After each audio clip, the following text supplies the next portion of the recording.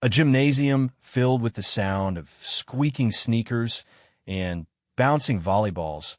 A simple pass between two strangers would spark a romance that would shake the very foundations of the British royal family. What started as an innocent sporting event would become the beginning of a love story that captivated millions worldwide and forever changed the course of royal history. The morning sun streamed through the tall windows of the Community Sports Center in Toronto, casting long shadows across the polished wooden floor. The facility buzzed with an energy that seemed to electrify every corner of the building. Athletes, volunteers, and organizers moved with purpose, their voices creating a symphony of anticipation that filled the air.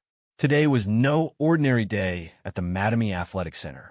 It was September 2017, and the venue was hosting tryouts for the Invictus Games seeded volleyball team, an event that would bring together wounded veterans from around the world to compete in adaptive sports.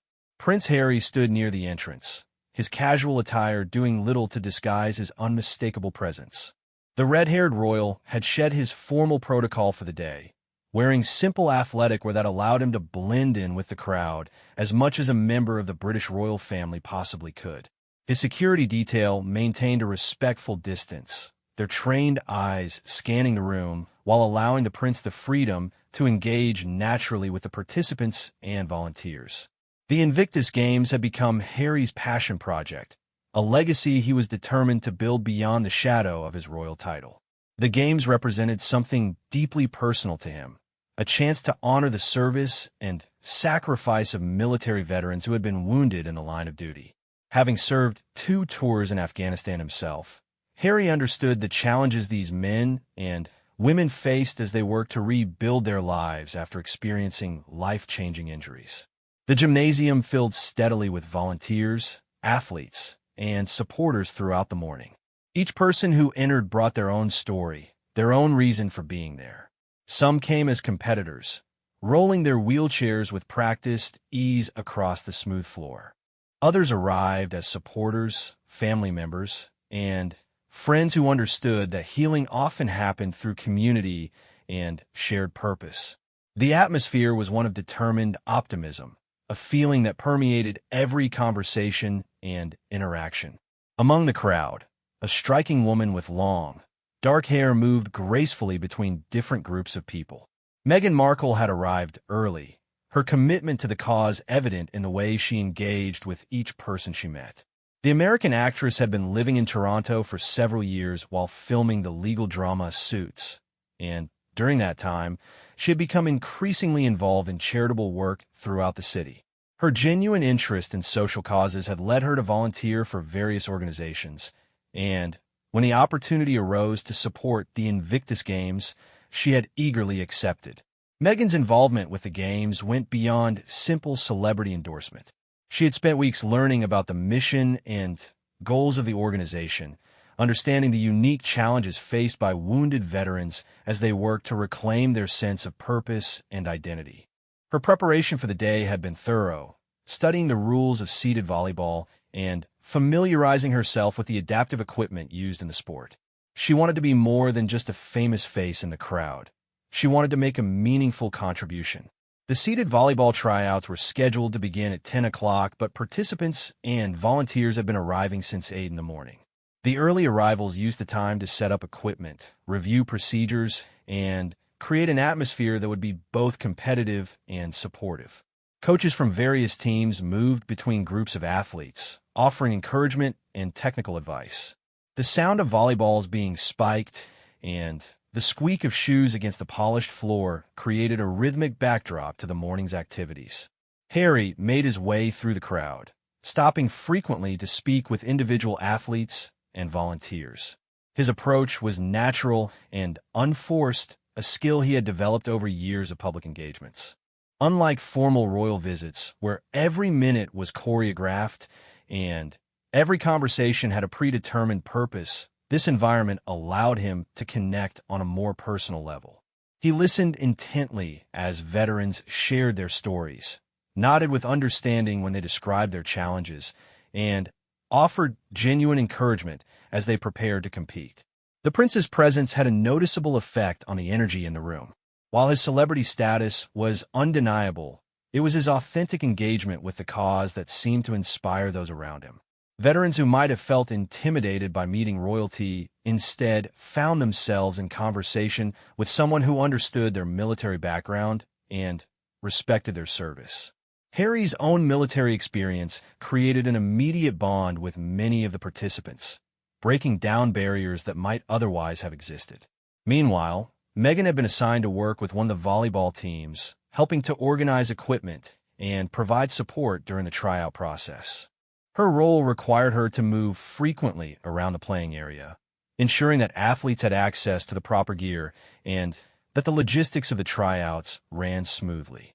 She approached her responsibilities with the same professionalism she brought to her acting career, understanding that even seemingly small tasks could have a significant impact on the overall success of the event. The diversity of participants was striking. Men and women of various ages, representing different branches of military service and coming from numerous countries, had gathered to compete for spots on their respective national teams. Some had visible injuries, while others carried wounds that were less apparent but equally real. The common thread that connected them all was their determination to push beyond their limitations and compete at the highest level possible. As the official start time approached, the atmosphere in the gymnasium shifted from casual preparation to focused anticipation. Coaches gathered their potential team members, reviewing strategy and offering final words of encouragement. Volunteers took their assigned positions around the playing areas, ready to assist with everything from equipment management to scorekeeping. The organized chaos of preparation began to settle into the structured environment needed for competitive evaluation. The seated volleyball court had been carefully prepared according to international standards. The net was positioned at the proper height, and the playing surface was clearly marked with boundaries and service areas. Officials reviewed the rules with participants, ensuring that everyone understood the modified regulations that made the sport accessible to athletes with various physical limitations. The adaptation of traditional volleyball to accommodate different abilities demonstrated the innovative spirit that drove the entire Invictus Games movement. Harry moved toward the playing area as the first group of athletes took their positions on the court. His interest in the sport went beyond ceremonial observation. He had spent considerable time learning about each of the Invictus Games events, understanding the unique challenges and skills required for success in adaptive sports. The seated volleyball competition was particularly compelling because it required athletes to demonstrate not only physical skill, but also strategic thinking and teamwork. The first serves of the day echoed through the gymnasium as the tryouts officially began. Athletes demonstrated their abilities through a series of drills and scrimmages designed to evaluate their technical skills, game awareness, and ability to work effectively as part of a team. Coaches watched intently, making notes and discussing observations with their assistants. The competitive atmosphere was balanced with an understanding that everyone present was working toward the same larger goal of representing their country with honor and distinction. Meghan found herself positioned near one of the service areas, where her responsibilities included retrieving volleyballs that went out of bounds and ensuring that the flow of play continued smoothly. The role required constant attention and quick movement, but it also provided her with an excellent vantage point to observe the skill and determination of the competing athletes. She was struck by the level of play, which far exceeded what she had expected from adaptive sports. The morning progressed with multiple groups of athletes rotating through different evaluation activities. Each participant brought their own unique style and approach to the game, adapted to their individual circumstances and capabilities. Some relied on powerful serves and aggressive net play, while others focused on strategic placement and team coordination. The variety of approaches demonstrated the depth and complexity of seated volleyball as a competitive sport. During a brief break between evaluation sessions, Harry made his way around the perimeter of the playing area, continuing his conversations with participants and volunteers. His path took him closer to where Meghan was working, though neither seemed particularly aware of the other's presence. Both were focused on their respective roles in making the day successful for the athletes who had come to compete for their chance to represent their countries at the upcoming games. The energy in the room continued to build as the quality of play impressed both organizers and observers. Veterans who had worried about their ability to compete at an elite level found themselves executing complex plays and demonstrating skills that surprised even their coaches. The psychological impact of successful performance was evident in the growing confidence and enthusiasm of the participants. As the first round of evaluations concluded, there was a natural pause in the action. Athletes gathered in small groups to discuss their performance and receive feedback from coaches. Volunteers used the break to reset equipment and prepare for the next phase of the tryouts. The brief intermission provided an opportunity for informal interactions that often proved as valuable as the formal evaluation process. It was during this transitional moment that the paths of Prince Harry and Meghan Markle would intersect in a way that neither could have anticipated. The simple act of a volleyball being passed from one person to another was about to become the first chapter in a story that would captivate the world's attention and forever change both of their lives. The volleyball had rolled to a stop near the sideline, its white surface standing out against the dark blue padding that bordered the playing court. The ball had escaped during an enthusiastic spike attempt by one of the Canadian team hopefuls, sailing over the heads of the defending players and bouncing twice before coming to rest approximately 15 feet from where Meghan stood organizing equipment. Prince Harry noticed the wayward ball at almost the same moment that Meghan did. Both moved instinctively toward it, their paths converging from different angles. Harry had been walking along the edge of the court, having just finished a conversation with a former Royal Marine who was trying out for the British team. Meghan approached from her volunteer station, where she had been sorting backup volleyballs and ensuring that the proper equipment was readily available for the ongoing evaluations. The distance between them closed gradually as they both reached for the ball. Harry arrived first, his longer stride giving him a slight advantage, but instead of simply picking up the volleyball and tossing it back to the waiting players, he paused. Something about the graceful way the woman beside him had moved toward the same objective caught his attention. There was a natural athleticism in her movement, a purposefulness that suggested genuine engagement rather than mere obligation. "I think this belongs back on the court," Harry said with a smile, gesturing toward the ball while making eye contact with Meghan for the first time. His tone was casual and friendly, the kind of comment that might pass between any two volunteers working at the same event. There was nothing formal or ceremonial about the interaction. It was simply two people sharing a brief moment of recognition over a shared task. Meghan returned the smile with equal warmth. "Definitely looks like it escaped," she replied, her American accent providing a subtle contrast to the predominantly British and Canadian voices that had filled the gymnasium throughout the morning. "These athletes are putting so much power behind their shots. I'm surprised we haven't lost more balls to the upper bleachers." The comment revealed both her observation of the competition and her appreciation for the skill level being demonstrated by the participants. Harry nodded in agreement, having been equally impressed by the caliber of play he had witnessed throughout the morning. The seeded volleyball competition was proving to be far more dynamic and competitive than many observers had expected. "The level of play has been incredible," Harry responded, bending to retrieve a volleyball while continuing the conversation. "I've been to several Invictus events, but I'm always amazed by how quickly these athletes adapt and excel in their sports. The determination is absolutely inspiring." As he spoke, Harry held the volleyball loosely in his hands, unconsciously delaying its return to play. The natural flow of conversation had created a small bubble of interaction that neither seemed eager to break. Around them, the energy of the tryouts continued, but their focus had narrowed to this unexpected moment of connection. Meghan nodded thoughtfully at Harry's observation. "I've been volunteering here for a few weeks, learning about the games and the athlete stories.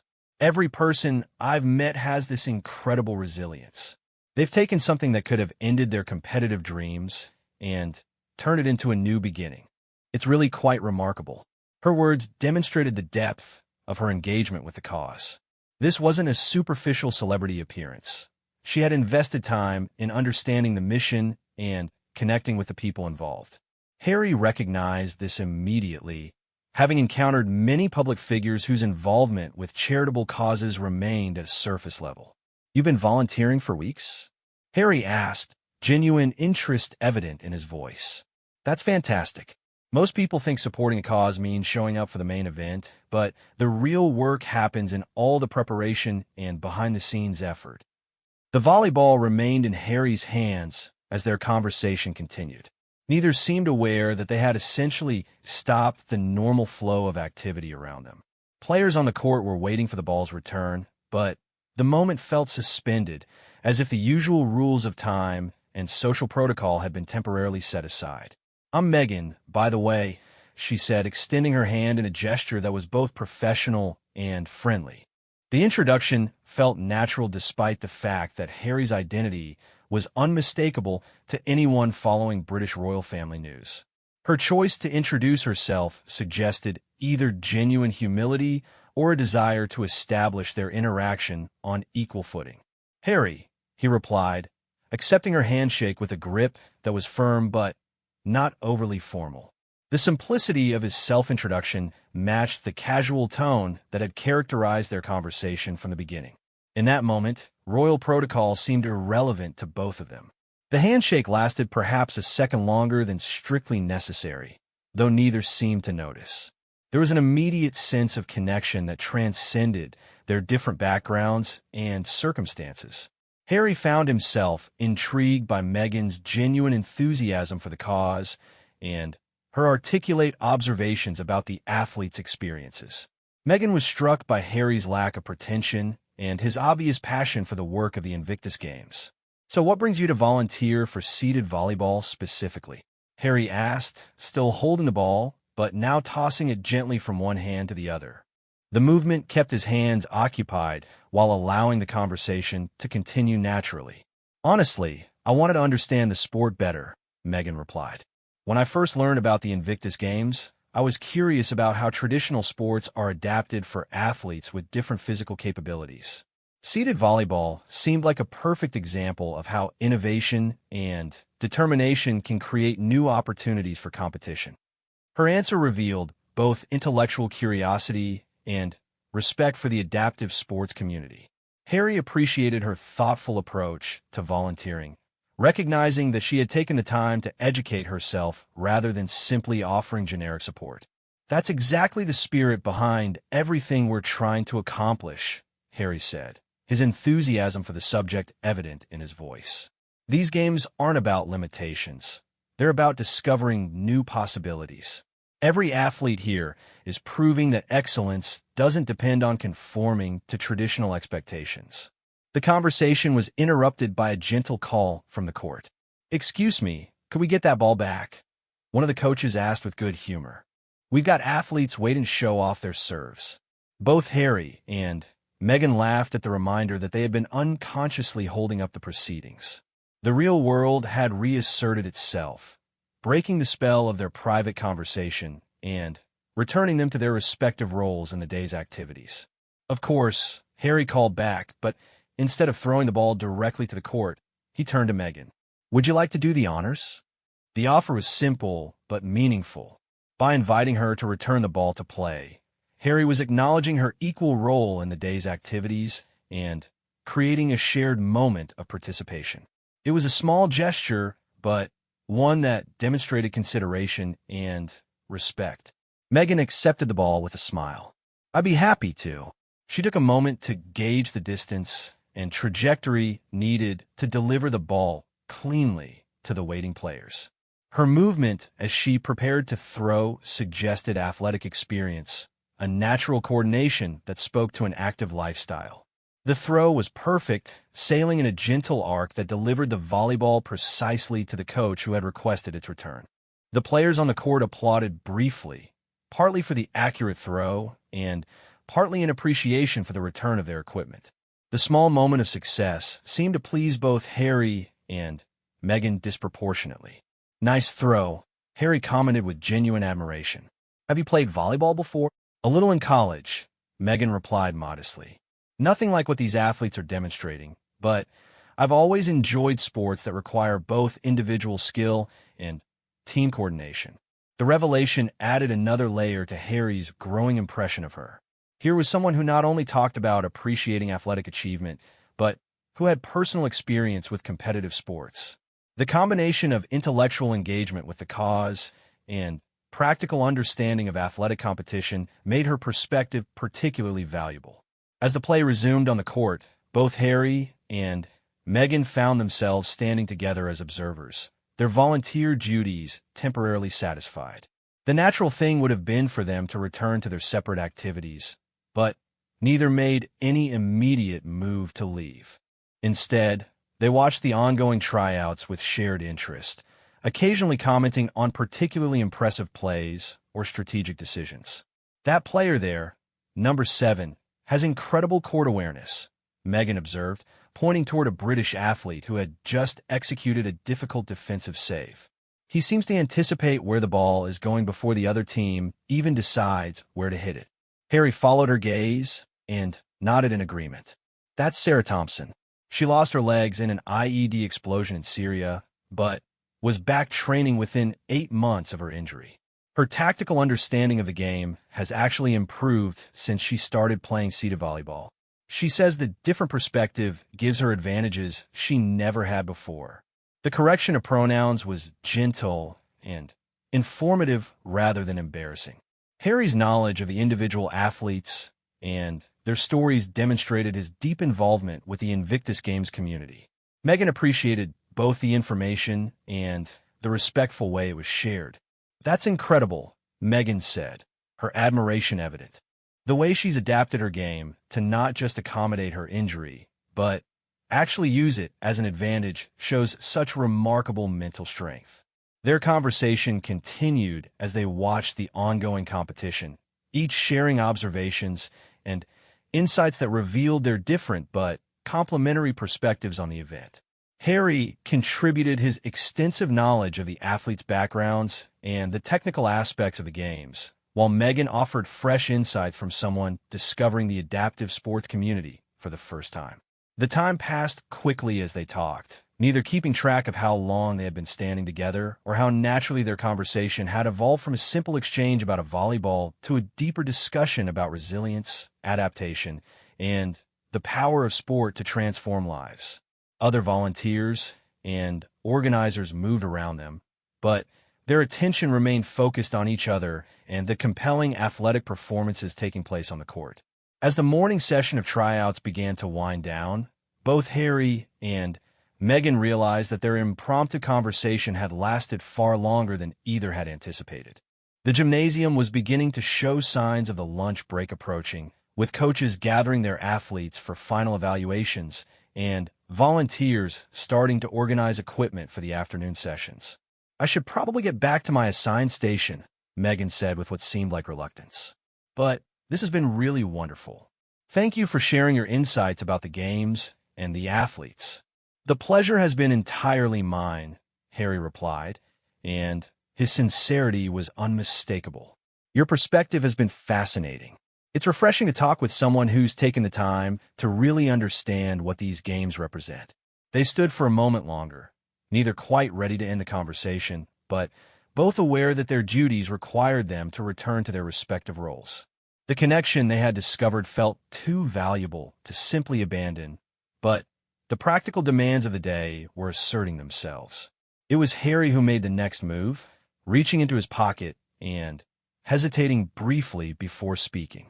I know this might be forward, but would you be interested in continuing this conversation sometime? Perhaps over coffee? I'd love to hear more about your experiences volunteering here. The invitation was casual, but clearly meaningful. Meghan considered it for only a moment before responding with a smile that lit up her entire face. I'd like that very much. The exchange of contact information was accomplished with a discretion that neither explicitly acknowledged, but both understood was necessary. Harry's position made casual social interactions complicated, requiring careful consideration of privacy and security concerns. Meghan's own public profile as a television actress added another layer of complexity to what might otherwise have been a simple exchange of phone numbers between two people who had discovered a mutual interest. They settled on a compromise that felt both secure and natural. Harry suggested that Meghan could reach him through one of the Invictus Games coordinators, someone who could facilitate their coffee meeting without creating unnecessary complications. The indirect approach protected both of their privacy while ensuring that their planned conversation could actually take place. Marcus is excellent at coordinating schedules, Harry explained, referring to the game's volunteer coordinator who had been instrumental in organizing the day's events. He can help us find a time and place that works for both of us without creating any unnecessary attention. Meghan appreciated both the practical wisdom of the suggestion and what it revealed about Harry's experience navigating the challenges of public life. The fact that he wanted to continue their conversation despite these complications suggested that their interaction had been as meaningful for him as it had been for her.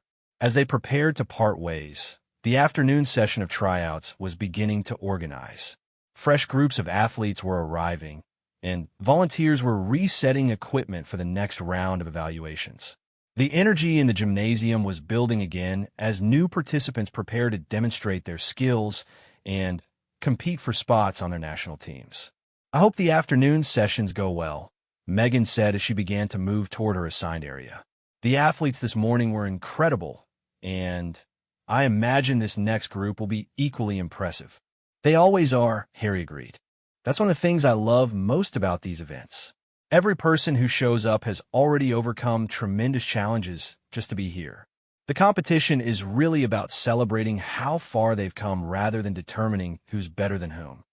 The philosophy behind his words reflected the deeper mission of the Invictus Games and helped explain why Harry had become so passionate about the organization. The emphasis on personal achievement and mutual support created an atmosphere that was both competitive and collaborative, challenging and healing. They exchanged a final handshake, this one more formal than their first, but still carrying the warmth that had characterized their entire interaction. As Meghan walked away, Harry found himself watching her movement with appreciation for the natural grace and purposefulness she brought to even the simple task of crossing a gymnasium floor. The afternoon proceeded differently for both of them, though neither would realize until later how much their brief encounter had affected their focus and energy. Harry continued his scheduled activities, meeting with athletes, observing competitions, and participating in the various ceremonial aspects of his role as the game's founder. However, his conversations throughout the afternoon frequently returned to themes they had discussed together: the importance of genuine engagement with charitable causes, the inspiring resilience of wounded veterans, and the way that adaptive sports could create new possibilities for achievement and connection. Meghan threw herself into her volunteer responsibilities with renewed enthusiasm, but found herself paying closer attention to the strategic and technical aspects of the seeded volleyball competition. Her conversation with Harry had deepened her understanding of what she was witnessing, and she began to see patterns and subtleties in the play that had escaped her notice during the morning sessions. The athletes' individual stories, which Harry had shared with such obvious respect and admiration, gave new meaning to every serve, every defensive save, and every moment of team coordination. The afternoon sessions proved to be every bit as competitive and inspiring as the morning's activities had been. A new group of athletes demonstrated their skills, each bringing their own unique approach to the game and their own compelling personal story of recovery and determination. Coaches continued their evaluations, making difficult decisions about team composition while ensuring that every participant felt valued and respected for their effort and commitment. During a break between evaluation periods, several of the morning's athletes approached Meghan to thank her for her support and encouragement. Word had spread through the volleyball community about her genuine engagement with the sport and her thoughtful questions about strategy and technique. Her presence was appreciated not just as celebrity support, but as authentic interest from someone who had taken the time to understand what they were attempting to achieve. "You really get it," said James Morrison, a former Army sergeant who was competing for a spot on the Canadian team. "A lot of people come to these events and see what we can't do anymore. You're looking at what we've learned to do better." The comment captured exactly what had impressed Harry about Meghan's approach to the event. Her focus on capability rather than limitation, on adaptation rather than loss, demonstrated an understanding of the adaptive sports community that went beyond surface-level sympathy to genuine appreciation for athletic achievement. Meanwhile, Harry was having a similar experience with athletes and volunteers who had observed his interaction with Meghan during the morning session. Several people commented on how natural and unguarded he had seemed during their conversation, noting that he had appeared more relaxed and engaged than they had seen him at previous events. "She seems lovely," commented Dr. Sarah Chun, one of the team physicians who had been working with the volleyball athletes. "It's nice to see you connecting with someone who shares your passion for the work we're doing here." The observation was made casually, but it reflected what several people had noticed about the interaction between Harry and Meghan. There had been something notably genuine and unforced about their conversation, a quality that stood out in an environment where most social interactions were shaped by protocol and public scrutiny. As the afternoon session concluded, both Harry and Meghan found themselves reflecting on the day's experiences. The seeded volleyball tryouts have been successful by every measure, with talented athletes demonstrating their skills and coaches identifying strong candidates for the upcoming games. The event had showcased the competitive excellence and inspiring determination that made the Invictus Games such a powerful platform for celebrating the resilience of wounded veterans. But for both Harry and Meghan, the day had provided something unexpected beyond the satisfaction of supporting a worthy cause. Their chance encounter had created a connection that felt both surprising and significant, opening the possibility for a friendship that could enrich both of their lives. The logistics of arranging their coffee meeting proved to be more complex than either had anticipated. Harry's schedule was managed by multiple layers of staff and security personnel, each of whom needed to be coordinated for any public appearance or private engagement. Meghan's filming schedule for Suits was equally demanding, with long days on set and limited flexibility for personal activities. Marcus, the volunteer coordinator who had agreed to facilitate their meeting, found himself navigating between two very different but equally complicated scheduling challenges. Harry's team needed to ensure security protocols were followed and that any meeting location would provide adequate privacy. Meghan's representatives were concerned about paparazzi attention and the potential impact on her professional responsibilities. After several days of coordination, they settled on a plan that satisfied everyone's concerns while preserving the casual, low-key atmosphere that both Harry and Meghan wanted for their conversation. The location would be a small cafe in a quiet Toronto neighborhood, chosen for its discreet atmosphere and reliable management. The timing would be mid-morning on a Wednesday, when Meghan had a break in her filming schedule and Harry could arrange his day around the meeting. The anticipation leading up to their coffee date was complicated by the different ways they each processed the significance of the planned meeting. Harry was accustomed to structured social interactions that were carefully planned and heavily managed. The prospect of a genuinely casual conversation with someone he found intellectually engaging and personally appealing was both exciting and slightly nerve-wracking. Meghan approached the upcoming meeting with her own mixture of anticipation and uncertainty. Her experience with public figures had taught her that first impressions could be misleading, and she was curious to discover whether the thoughtful, passionate person she had met at the volleyball tryouts would be the same in a more private setting. The media attention surrounding the Invictus Games had been substantial throughout the week, with coverage focusing on the athletic achievements and inspiring personal stories of the competing veterans. Harry's presence at the events had generated additional interest, but the coverage had remained focused on his role as founder and supporter of the games rather than on any personal interactions or social activities. Neither Harry nor Meghan was aware that photographers had captured images of their conversation at the volleyball tryouts. The pictures showed them engaged in animated discussion, clearly enjoying each other's company, but the context of the Invictus Games event provided a perfectly reasonable explanation for their interaction. The images would not surface in the media until much later, when their relationship had become a matter of public interest.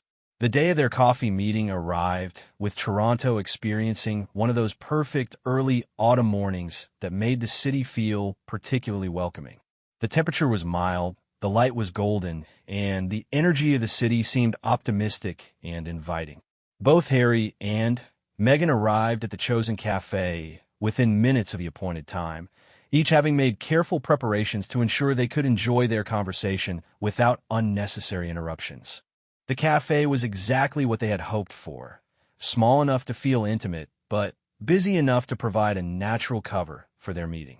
The staff had been briefed about the need for discretion, but had been asked to treat their guests as normally as possible. The result was an environment that felt both secure and authentically casual. Harry arrived first, choosing a corner table that provided good sight lines for his security team while offering privacy for conversation.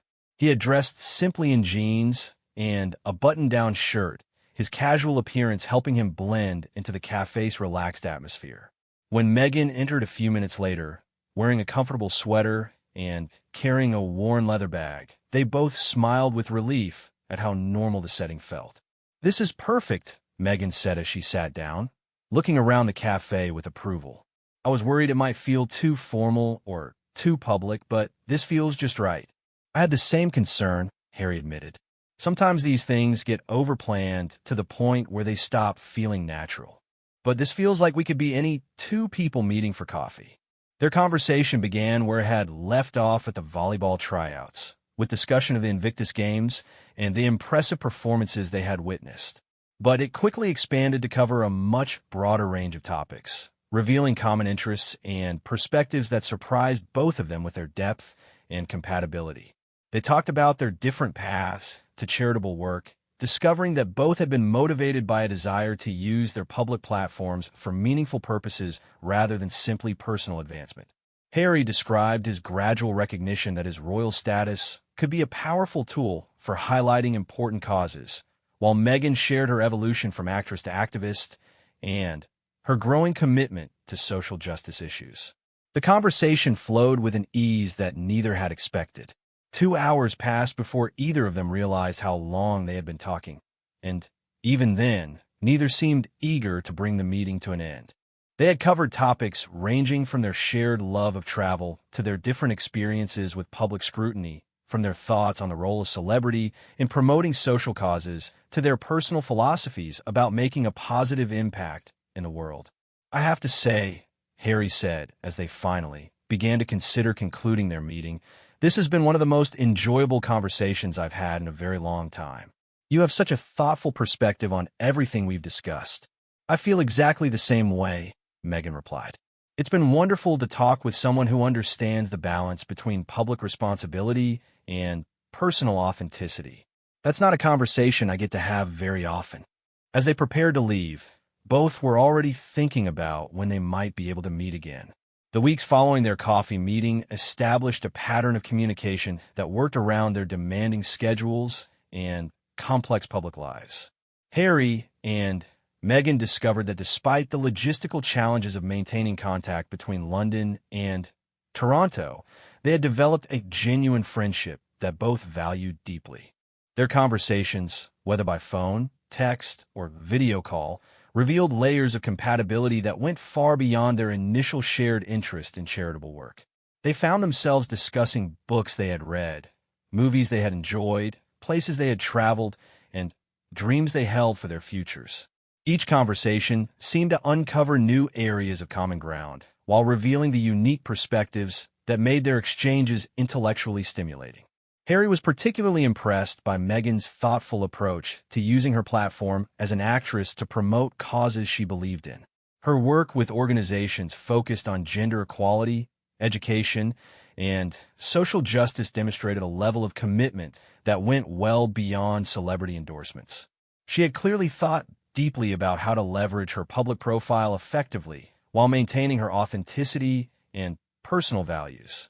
You've really figured out how to balance the public and private aspects of advocacy work, Harry told her during one of their late evening phone calls.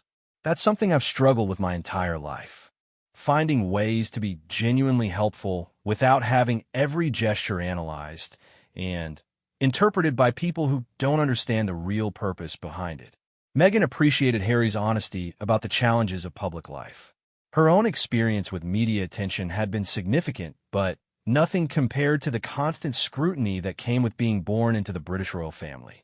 His insights into navigating public expectations while maintaining personal integrity were both fascinating and helpful as she considered her own future choices. I think the key is remembering that the work itself is what matters, Meghan replied. The attention and criticism are just byproducts that we have to manage. As long as we stay focused on actually making a difference rather than on how we're perceived, we can weather whatever commentary comes our way. Their conversations often extended late into the evening, with both of them finding excuses to continue talking even when they knew they should be sleeping. The time difference between their locations actually worked in their favor, creating windows when one or the other was free from professional obligations and able to focus entirely on their developing friendship. Harry found himself looking forward to these calls with an anticipation that surprised him.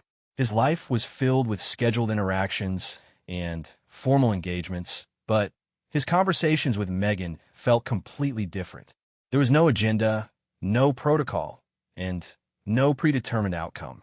They simply talked about whatever interested them, allowing their discussions to evolve naturally and authentically. Meghan experienced something similar. Her days on the Suits set were intense and demanding, requiring her to maintain character and perform at a high level for long hours. Her phone calls with Harry provided a completely different kind of mental engagement, one that energized rather than exhausted her, and left her feeling more connected to her own authentic self. As their friendship deepened, they began sharing more personal stories and revealing vulnerabilities that they rarely discussed with others. Harry talked about the ongoing impact of losing his mother at such a young age and how that loss had shaped his approach to life and relationships. Meghan shared her experiences with divorce and the challenges of maintaining optimism about love and partnership after a relationship had failed. These deeper conversations created a level of intimacy and trust that neither had expected to develop so quickly. They were both accustomed to being guarded about personal matters, understanding that private information could easily become public fodder for speculation and criticism.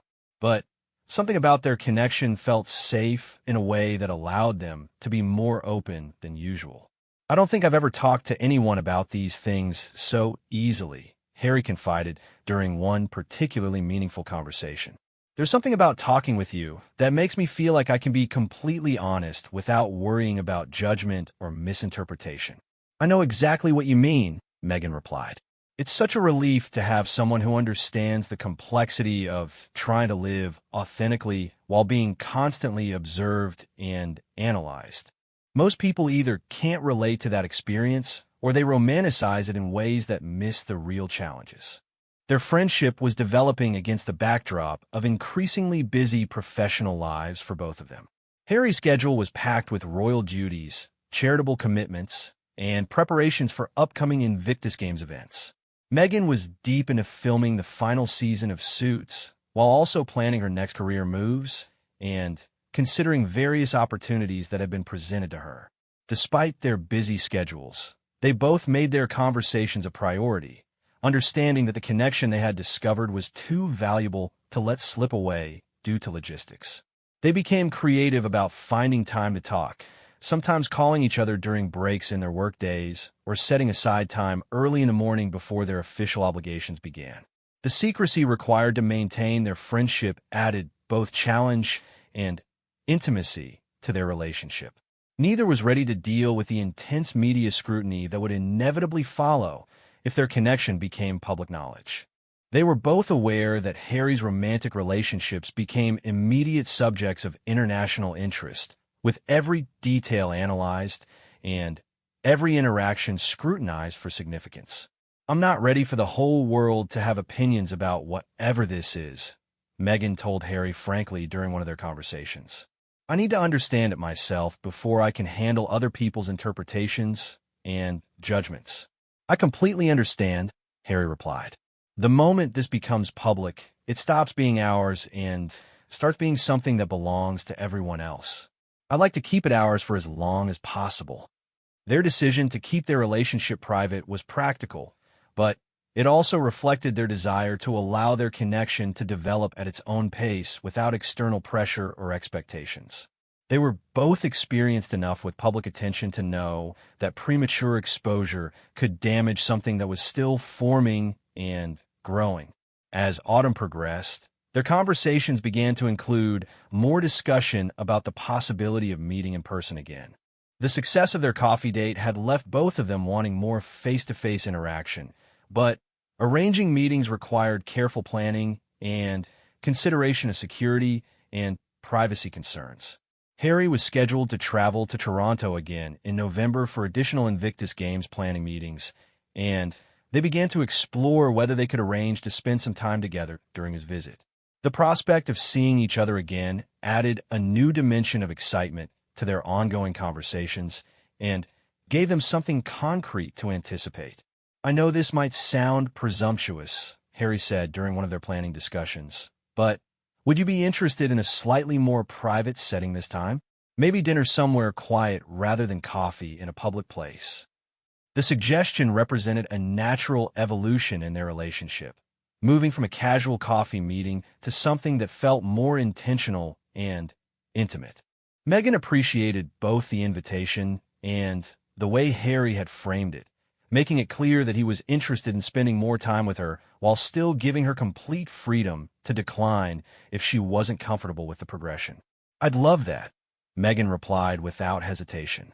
"I've been hoping we could have a longer conversation in a setting where we don't have to worry about being overheard or interrupted."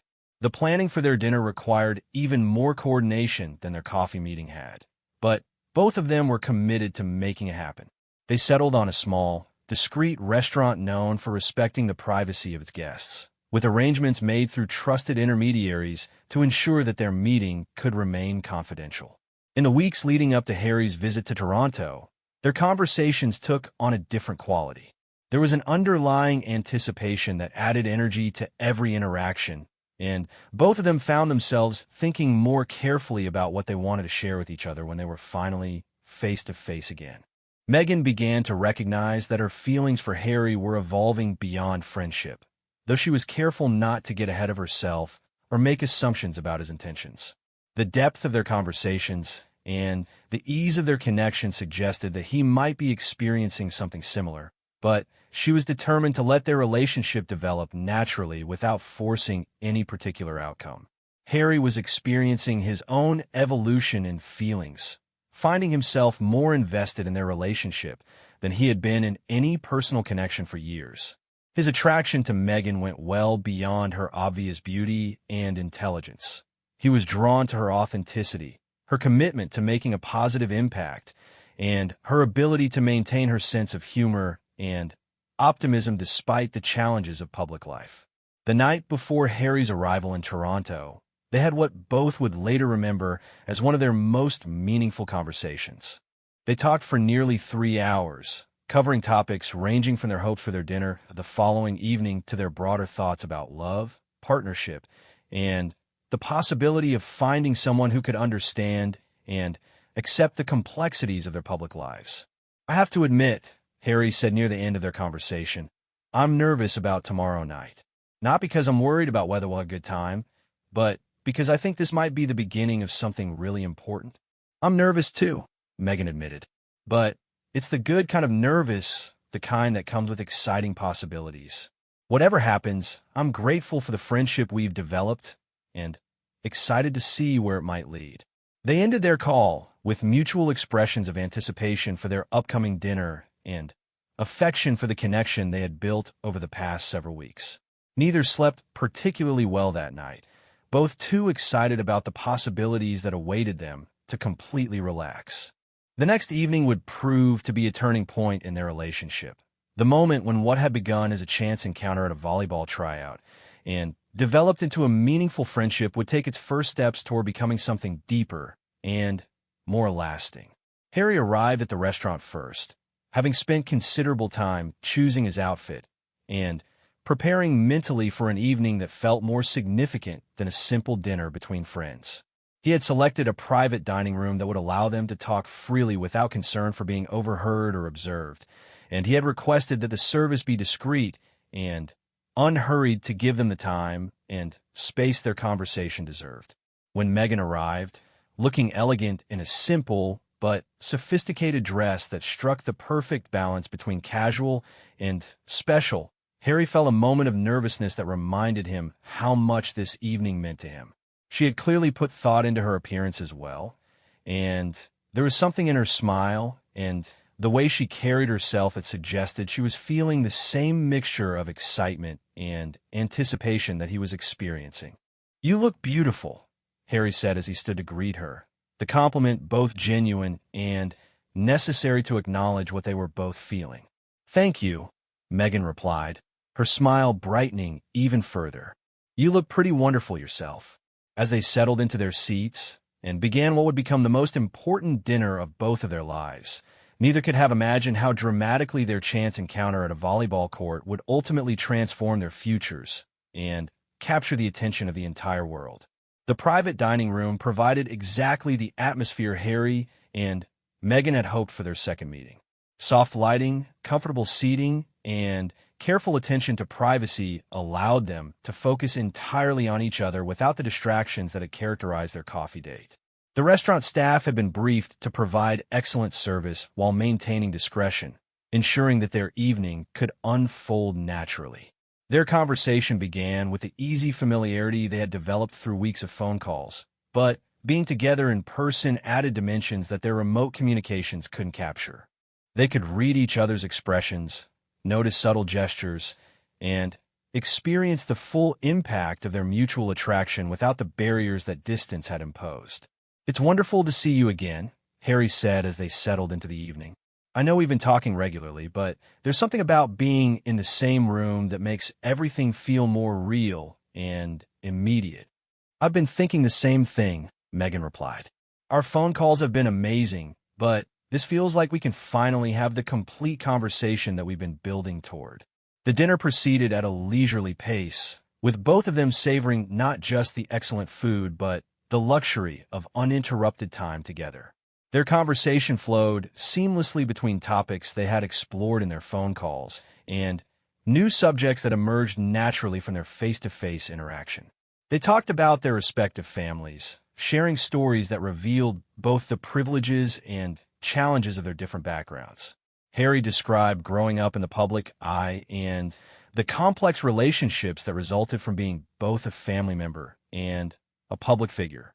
Meghan shared her experiences with her father's side of the family and the challenges of maintaining relationships when public attention created complications and pressures.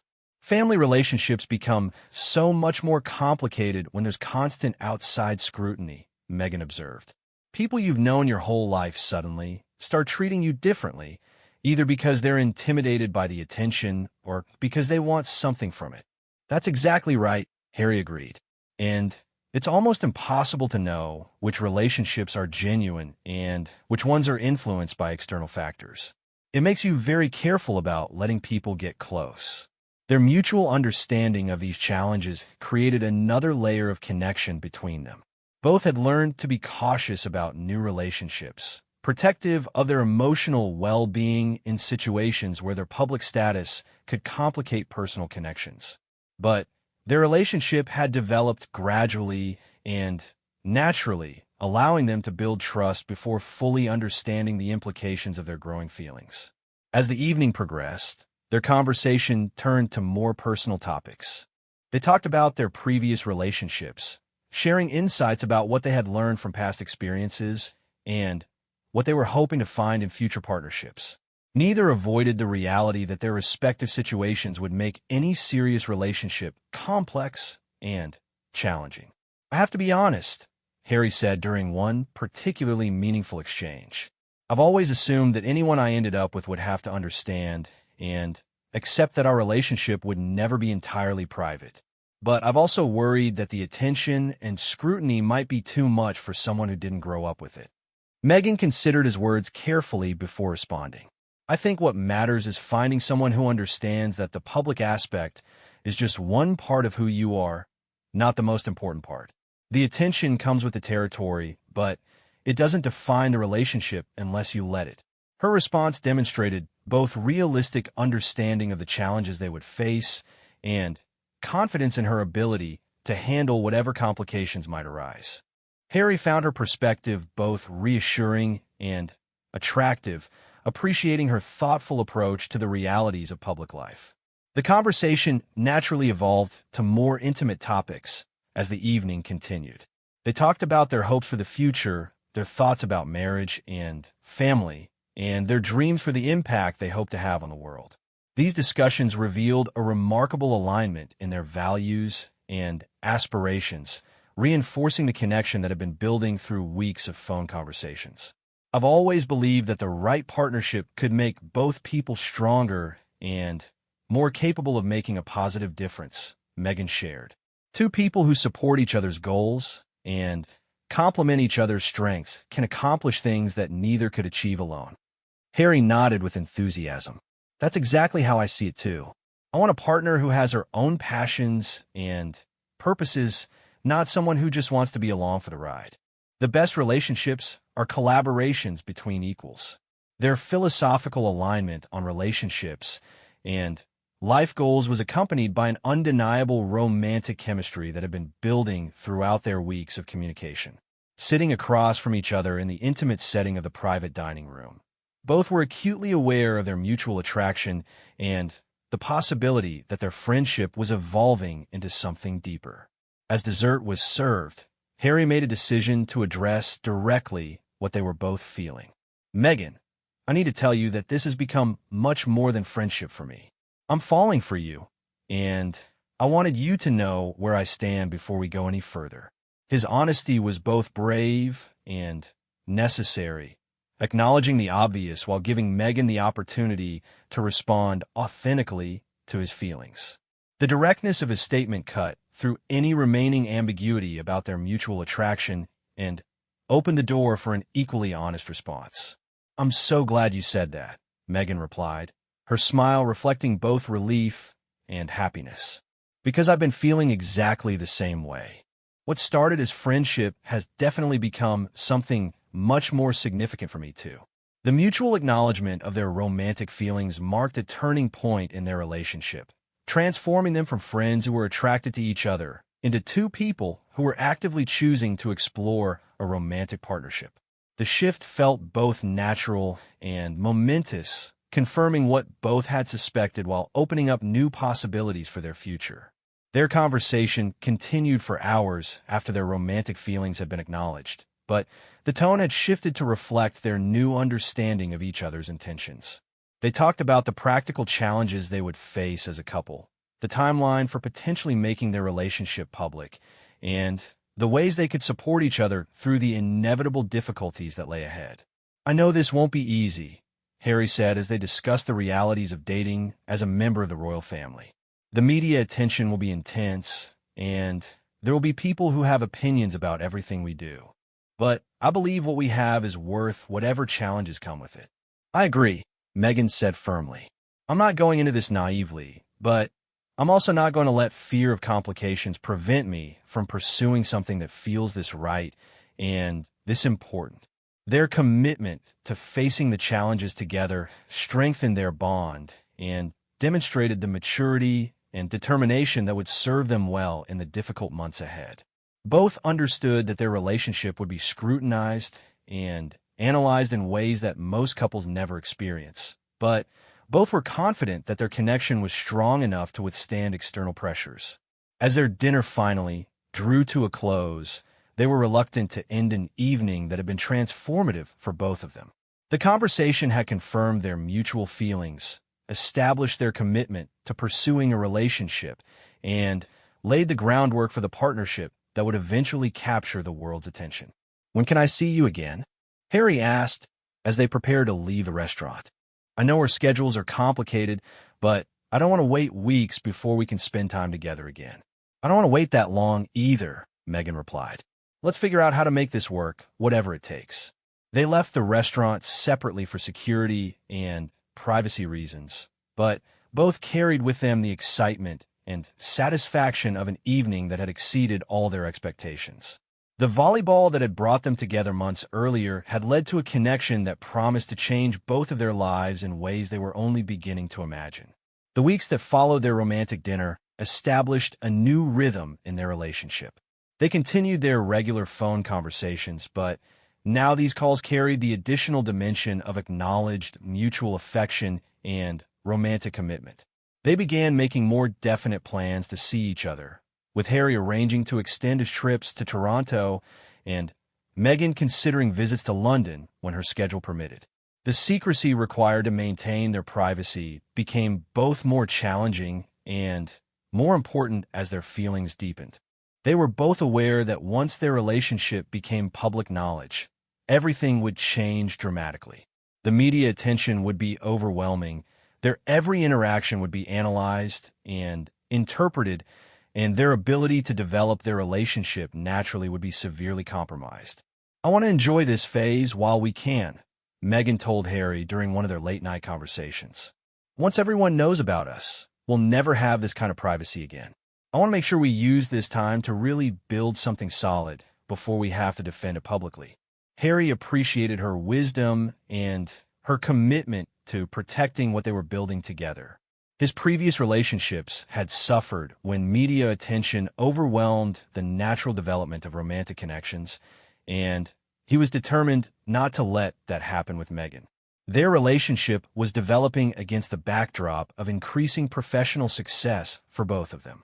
Harry's work with the Invictus Games was gaining international recognition, and his various charitable commitments were expanding his influence and impact.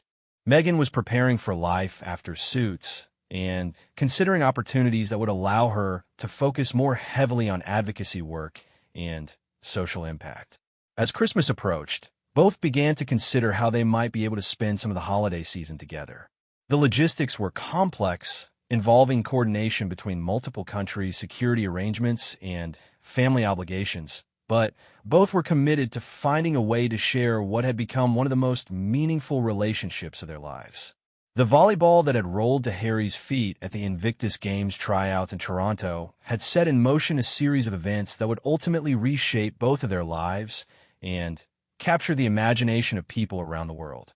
What had begun as a simple act of returning sporting equipment to its proper place had become the foundation for a love story that would challenge conventions, overcome obstacles, and prove that sometimes the most significant moments in life begin with the smallest, most ordinary gestures. Their story was just beginning, but already it demonstrated the power of authentic connection, shared values, and mutual respect to create something extraordinary from the most unexpected circumstances. The simple pass of a volleyball had become the first step in a journey that would take them both far from where they had started, toward a future neither could have imagined when they first met in a Toronto gymnasium on a September morning that had seemed like any other day.